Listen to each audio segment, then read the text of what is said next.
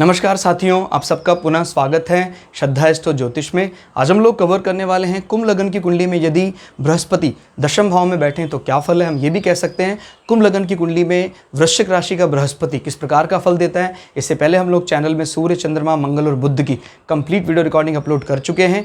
कोई भी व्यक्ति भृगु सरल पद्धति को आधार बनाकर ज्योतिष को सीखना चाहता है, हमारे चैनल को सब्सक्राइब कर सकता है। हम जल्दी ही सूर्य से लेकर राहु केतु तक 9 के 9 ग्रहों का 12 अलग अलग लग्न की 12 अलग अलग राशियों फल को अपलोड करने वाले हैं। इस अपलोडेशन को टाइमली पाने के लिए बेल आइकन दबाएं ताकि आपको सारा अपलोडेशन टाइमली मिल सके। मेरा नाम है सनत कुमार वाजपेयी। 15 सालों का अनुभव मुझे साइंस एंड एस्ट्रोलॉजी में।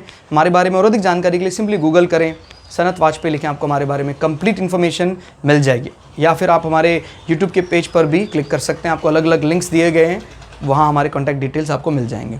यहाँ से गिनते एंटी क्लॉकवाइज तो ये आता है दशम भाव। दशम भाव में फिलहाल वृश्चिक राशि है और बृहस्पति बैठे हुए हैं। दशम भाव दोस्तों क्या बताता है?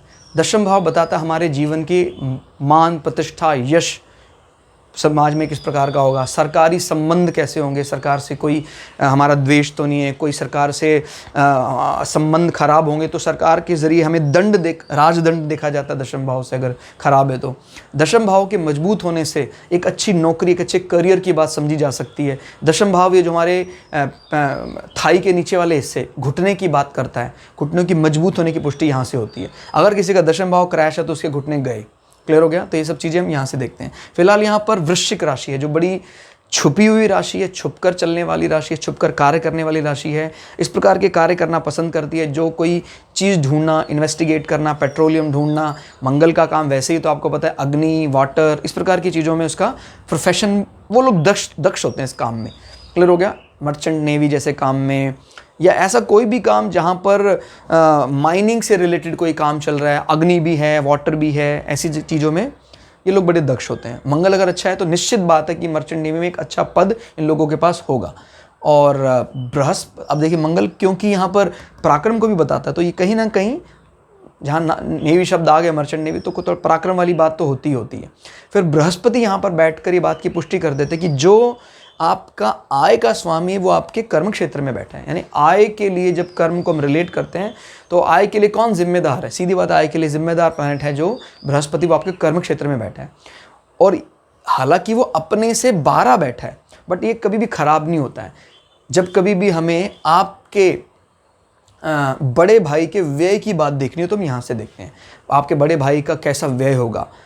यहाँ अच्छी स्थिति में बैठा है तो अच्छा व्यय होगा, बहुत खराब स्थिति होती तो उनका व्यय ना खराब, मतलब खराब स्थिति होती। कहते कई लोग, भाई कोई अपने से 12 बैठा है तो उसको कमज़ोर करेगा। कमज़ोर करना नहीं कहते हैं, व्यय को लगाना भी कहते हैं। याद रखिएगा, कमज़ोर करना नहीं कहेंगे। कमज़ोर तभी करेगा जब इसकी स्थितियाँ खराब होगी, क्योंकि व्यय का हमेशा खराब अर्थ नहीं निकाला जा सकता। याद रखिएगा, 12वां भाव जो कभी आज के 500 साल 600 साल पहले बहुत खराब माना जाता था, विदेश भूमि में जा रहे हैं आप, बाप रे, मतलब कितनी खराब स्थिति, समुद्र तो लांग भी नहीं, हमारे मतलब पुराने अगर उसकी बात करते हैं वहाँ अच्छा नहीं माना जाता। लेकिन आज अमेरिका जाना है हमें, ऑस्ट्रेलिया जाना है हमें, न्यूजीलैंड जाना है हमें, कनाडा जाना है हमें।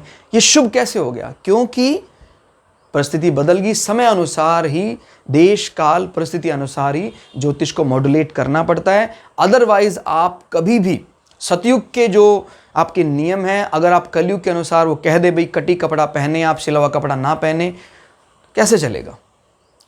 क्लियर हो गया? तो याद रखिएगा, उन देश काल परिस्थिति के अनुसार ही आपको वो वाक्य, वो प्रोफेशन समझना पड़ेगा खुद, नहीं तो आप नहीं समझ पाएंगे कि क्या बात चल रही है। ठीक है? 12 कभी भी खराब नहीं होगा। इससे संबंधी व्यय, क्लियर हो गया? यानी आपके एक प्रकार से आय को बढ़ाने के लिए आपका कार्य क्षेत्र बहुत जिम्मेदार है। क्लियर हो गया? तो ये एफर्ट्स जो हैं, एफर्ट्स भी, क्योंकि व्यय का मतलब एफर्ट्स भी लगते हैं, खूब एफर्ट लगाकर अपने आय को मजबूत कर रहे हैं। दूसरा, इच्छा पूर्ति में एक महत्वपूर्ण भूमिका बृहस्पति यहाँ बैठकर निभा रहा है। इच्छा पूर्ति का स्वामी है वो, तो आपके कर्मों से आपकी सभी इच्छाएं पूरी होंगी, यानी आपकी जॉब से। और आपके एसेट्स का स्वामी, आपकी पैतृक संपदा में बहुत भारी उछाल आएगा बृहस्पति की जब दशा चलेगी। उसके लिए मुख्य रूप से अगेन आपकी पोस्ट। भाई कई बार ऐसा हो जाता है कि भाई जैसे माता पिता कहते हैं भाई इस व्यक्ति को कुछ देना नहीं चाहिए, ये तो पैसा उड़ाता है, लेकिन माता पिता को लगता है ये तो बहुत प्रभावशाली है, इसको जरूर देना चाहिए। तो माता पिता भी या आपके ससुराल पक्ष भी आपको देने की प्रवृत्ति ज़्यादा रखते हैं, क्योंकि आपका पद, आपका यश समाज में बहुत है। अपयश तो होता तो उसको कौन देना चाहेगा कि यार ये तो खराब कर देगा और ज़्यादा कम कर देगा। यहाँ से गिनते हैं तो और सटीक अंदाज़ा लगेगा क्या बढ़ाएगा वो। 7, 8, 9, जब कभी भी आपके एसेट्स के भाग्य की बात करनी हो, आपके एसेट्स के सदुपयोग की बात करनी हो, तो हम दशम भाव से देखते हैं। क्लियर हो गया? तो आपके एसेट्स, आपके रिश्तेदारों के भाग्यवान होने की पुष्टि दशम भाव से होती है।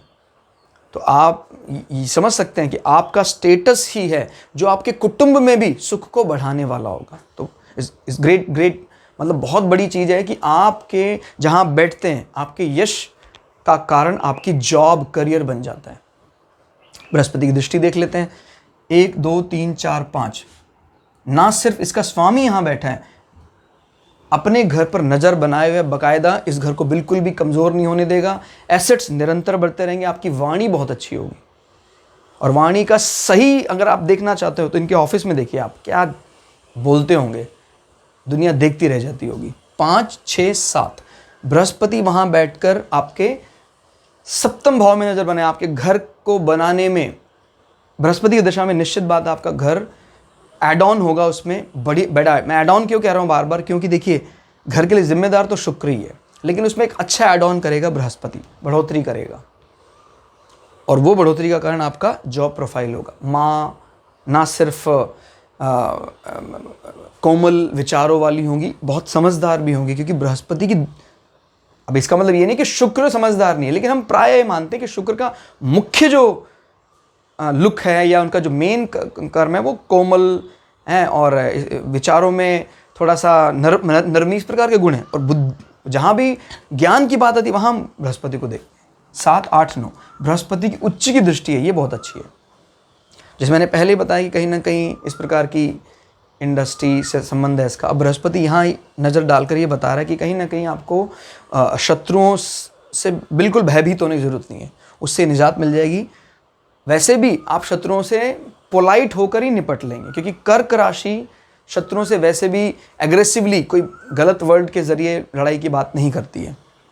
और इसका स्वामी अगर अच्छी स्थिति में, जैसे उच्च का होकर यहाँ बैठ जाए, तो ये एक गज केसरी योग बन जाएगा, कुंडली को ज़्यादा बली कर देगा। उच्च का होकर यहाँ बैठ जाएगा, इस हाउस को भी बली कर देगा। तो बृहस्पति की तीनों दृष्टियां, दोनों भावों को बृहस्पति ने इस केंद्र हाउस में बैठकर काफ़ी ज़्यादा, क्योंकि इसके कारकत्व में माने जाते हैं, बल बढ़ा दिया इसने। मंगल इनके मित्र हैं बृहस्पति के, तो निश्चित बात है फ़ायदा तो मिलना ही था। तो क्लास कैसी लगी आपको कमेंट करके ज़रूर बताइएगा। मिलते हैं अगली क्लास में, तब तक के लिए जय श्री भगु पराशरा, जय श्री शुक्राचार्य, नमस्कार।